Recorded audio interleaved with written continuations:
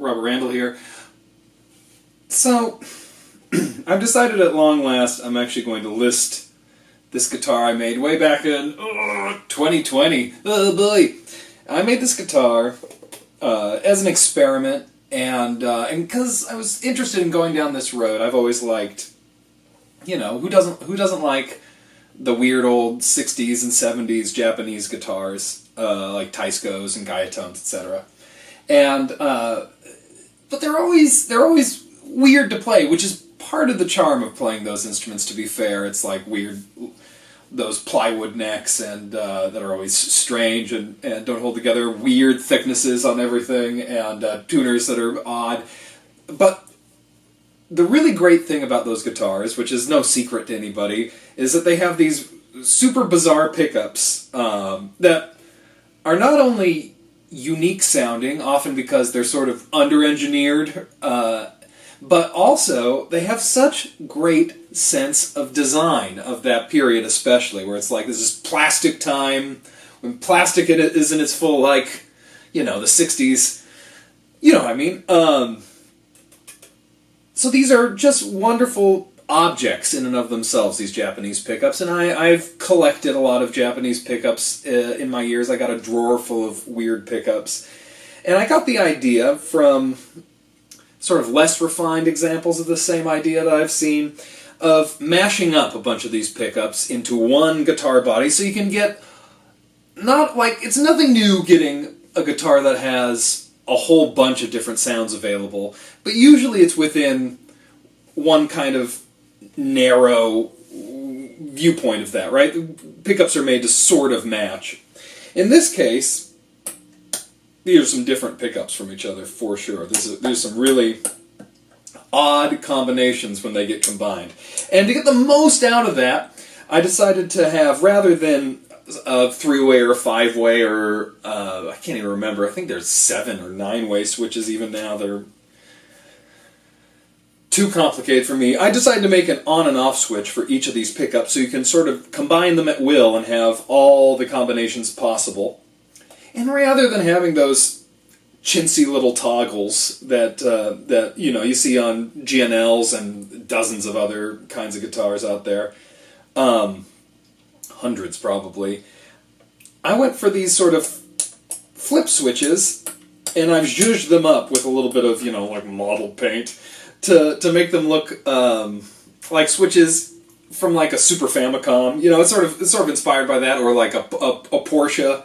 Those Gamund Porsches have sort of primary color white, you know, primary color on top of white knobs on the dash that I'm very taken with. It's just hypnotizing doing that. But anyway, so I think I'll just go through these pickups now. So the neck pickup here, I think, is a Guyatone pickup. I could look through the book, but I'm pretty sure. So if I switch it on, you get a great, it's almost like a P90 kind of sound. Very mid-rangey, relatively hot pickup.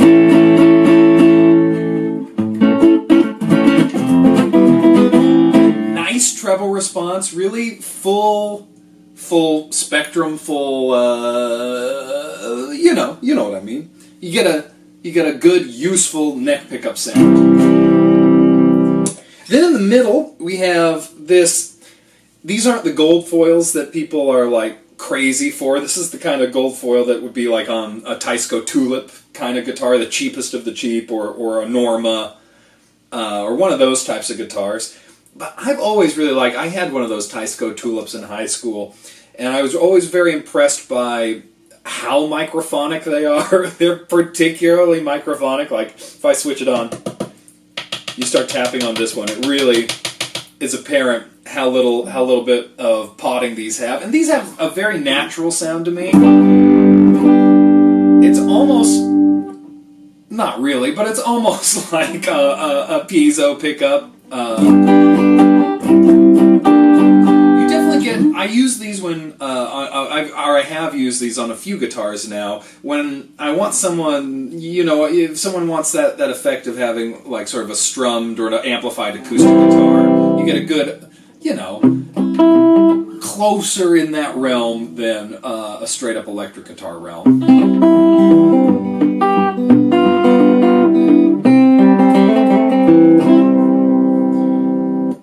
And then on the bridge, I have, I think, another kind of Guyatone pickup. These white, bobbined, chrome-covered thing right here. And it's what you would want out of a bridge pickup. It's just sort of a good, warm still, but a little nasally.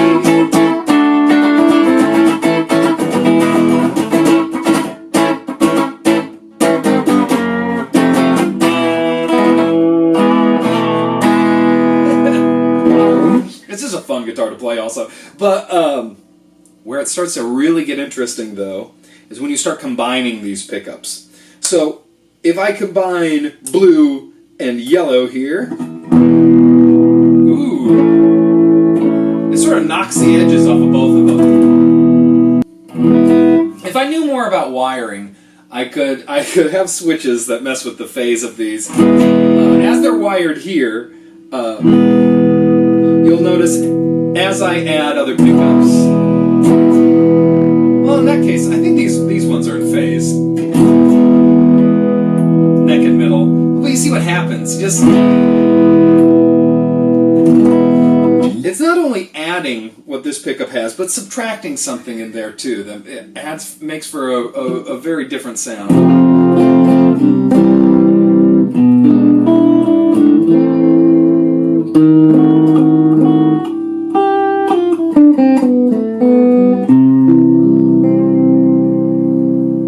Wonderful. I love that sound. And then if I add blue and red together, it gets a really wild out of phase sound. Oh man, it's amazing. It's almost like your guitar is a slinky, or if that makes sense. I don't know if it does. But it gets this really squawky.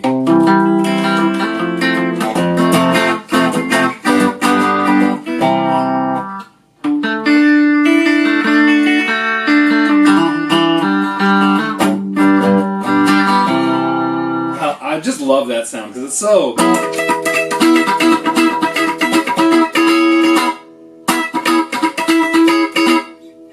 It's really great. It's just such a narrow band of sound now that it has. And as expected with this sort of out of phase sound, the harmonics really pop in this setting. Especially since, the volume sort of the output of this is reduced when they're out of phase. So if you jack it up, you really get a lot of clear. Those harmonics really shine. Ooh, yeah. Wild. And then, let's see. If you do yellow and red, it's another out of phase sound, but way less extreme. But you get that chimey, I'm using the worst guitar words, but that bright bell-like, it's a very different sound. It almost reminds me of a lipstick pickup kind of sound with these two together.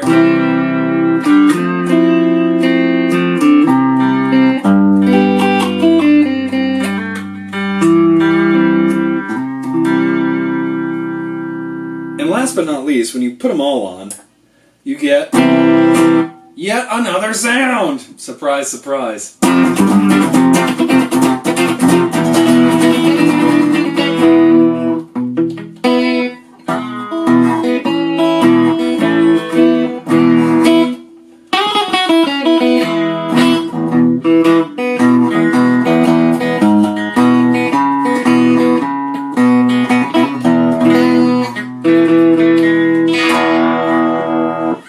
Which, I don't know about you, but I can really hear a little bit of all of them in there. It's so much fun. Tons of fun. Endless fun playing this odd guitar.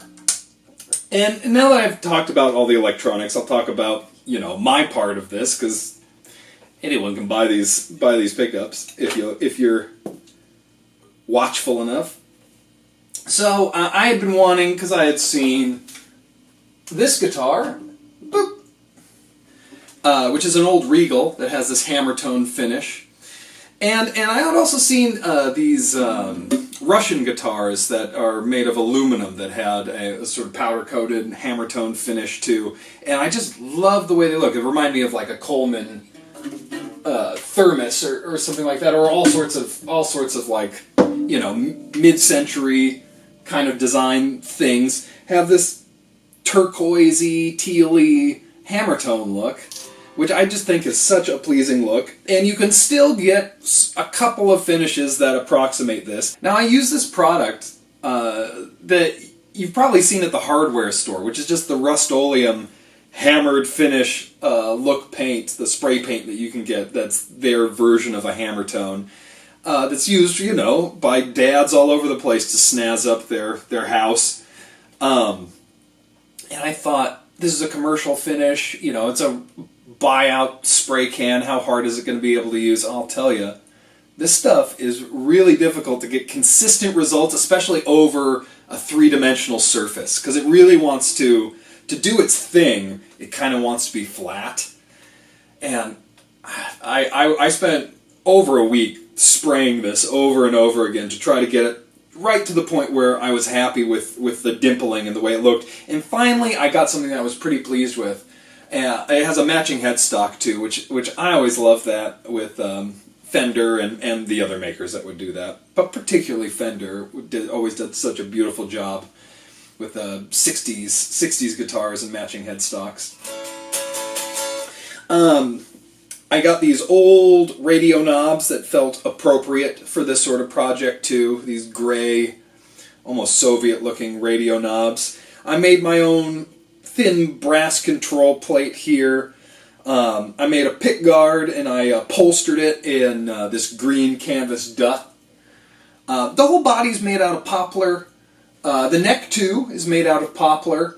Really beautiful. I have a thing for this sort of dark-colored poplar. I like to use it, especially on these guitars where it seems appropriate, where I'm going for a kind of 60s harmony feeling.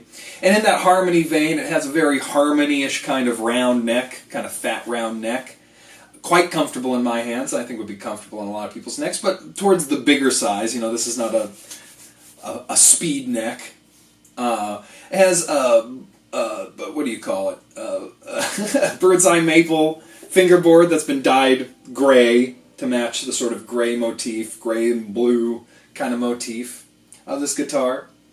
And this is one of the guitars I was first experimenting with no adjustable truss rod, but just carbon fiber reinforcements in the neck, and they've been holding up, especially on electric guitars, quite well. I'm quite pleased with this no adjust, always pretty straight enough, just enough relief, for my taste certainly, kind of guitar necks. You don't have to monkey around with them, and there's, you know, I hate the way a truss rod adjuster looks no matter what end it's at. So really, it's just made to be a nice, professional feeling, useful one of these guitars. You know, it has those handmade touches, but has all those great sounds that you'd get from if you had a whole arsenal of different Japanese guitars. And what a cool thing. I think I'm going to make a bunch more of these, because it was just such a fun project, and I got such unexpected results, which is always really exciting for me. I love a guitar that's, you know, unique and can do a lot of stuff. So anyway, that's this guy.